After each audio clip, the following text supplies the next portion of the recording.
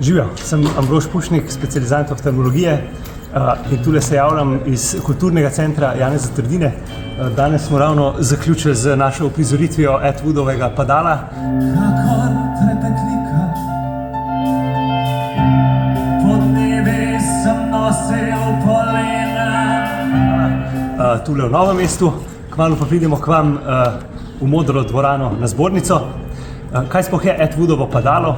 Atwoodovo Padalo je glasbeni projekt, v bistvu glasbeno-multimedijski projekt, ki povzema poezijo Antona Podbevška, enega prvih, če ne prvega slovenskega avantgardnega pesnika, ki ima korenine prav tukaj v Novem mestu.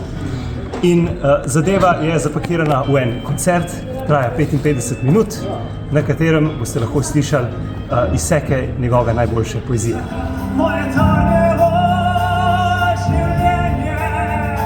Zdrav, jaz sem Valentina Pugelj, specialistka urgentne medicine sicer.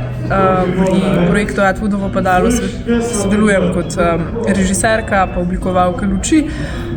Do projekta v resnici je prišlo med časom covida, ko je Ambrož začel brati poezijo, ki jo je nato prinesel in pokazal parim svojim prijateljem, in smo se odločili, da bomo to stvar postavili na oder. Večino dela je skupnega, povezanega še z ostalimi umetniki, tako da vas lepo vabimo, da se nam 17.4. pridružite v Modri dvorani Zdravniške zbornice. Takrat te zadnjikrat pokličem. Ambrož? Je? Je. Okay. Mogoče še na kratko, kaj vas čaka na odru. Jaz sem vokalist in pianist oziroma klaviaturist, tole je moja oprema.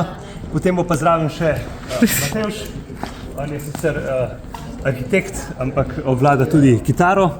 In pa Dejan, ki je ravno kar nekam odšel za basom in bas sintetizatorjem.